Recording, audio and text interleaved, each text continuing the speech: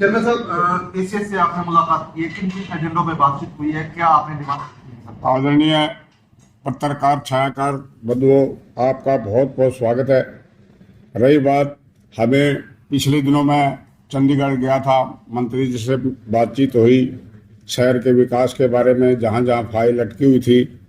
अब कल जो मैं चंडीगढ़ गया, स्पेशल एएस मीणा जो हमारे आईएएस ऑफिसर है और इसके मुख्य सचिव है यूबीएल के, और उनसे मुलाकात के बाद सबसे पहले तो शहर का जो हमारा हर आदमी परेशान है स्ट्रॉन्ग वाटर से, स्ट्रॉन्ग वाटर का टेम्परेरी तौर पे हमने इलाज करने की कोशिश की, लेकिन इसका लोगों को पता नहीं कि ये सभी सड़कें दोबारा बनेगी, और उसका स्पेशल बजट की मांग की थी। उसका एस्टिमेट बना करके हमने मंत्री जी के माध्यम से मुख्यमंत्री को दिया था। वो फाइल 30 करोड़ के पास होकर के एएस मीणा जी के पास थी, रुकी हुई।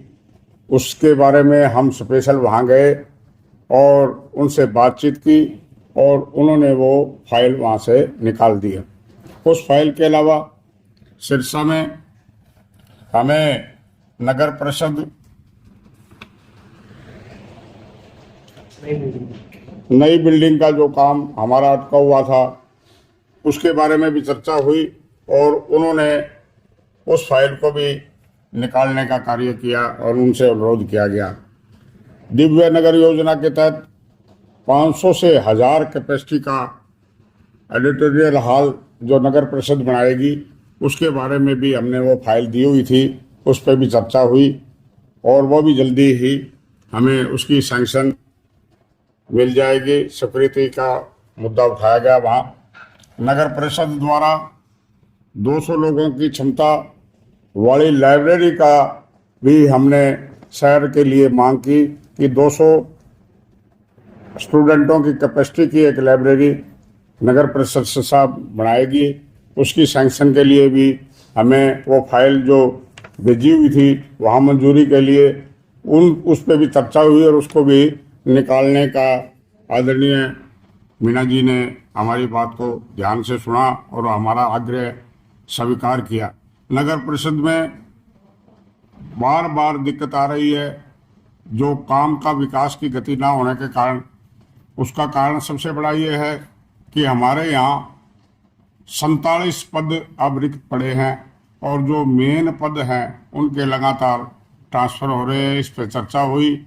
मैंने कहा जी, हमारे फतेहाबाद, सरसा और एलनाबाद, डब्बावाड़ी में एक्शन 1 था, उसकी भी अब ट्रांसफ़र होगी। उसको जल्दी से जल्दी कोई हमें स्थायी एक्शन दिया जाए।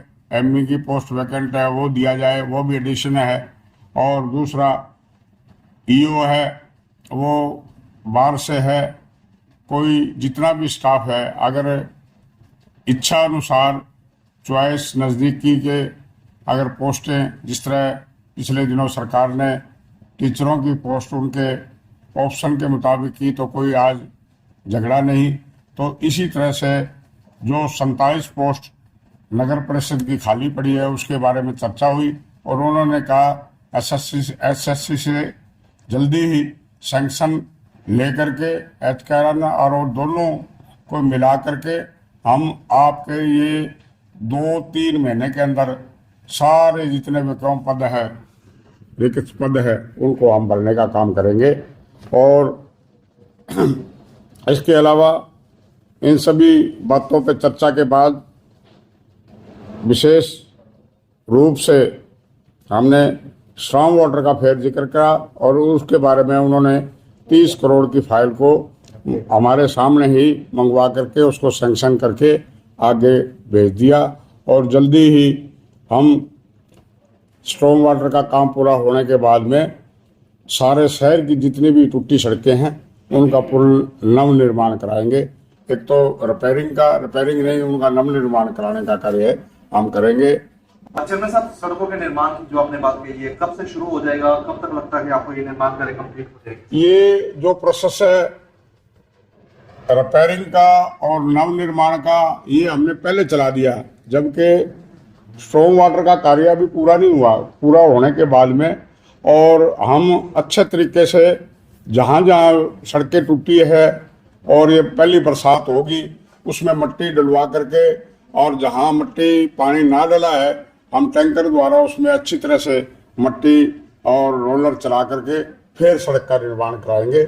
उसके लिए हमने बजट ही मंगा ही लिया है। अब बजट की समझो शहर शिक्षा के लिए कोई कमी नहीं, क्योंकि आदरणीय नायब सैनी जी के नेतृत्व में हमारे हरियाणा विकास पार्टी के हलपा के जो नेता हैं गोपाल कांडा जी, जो कि प्रदेश में उनकी नायब सैनी जी से भी, मनोहर लाल जी से भी अच्छी है। उसके अलावा भारतीय जनता पार्टी का तो एक सिस्टम है सबका साथ सबका विकास, उसके माध्यम से आप लोग देख रहे हैं सरसा में हमारा विधायक भी नहीं है, पार्लियामेंट मेंबर भी नहीं है, फिर भी आप देख रहे हैं कि सिरसा में सबसे ज़्यादा और नहीं तो बराबर का हिस्सा हर विधायक सीट, हर पार्लियामेंट सीट के मुकाबले में आपको मिल रहा है। और विकास कार्य हम चाहते हैं कि इसी गति से चले, ताकि जो ट्रिपल इंजन की सरकार है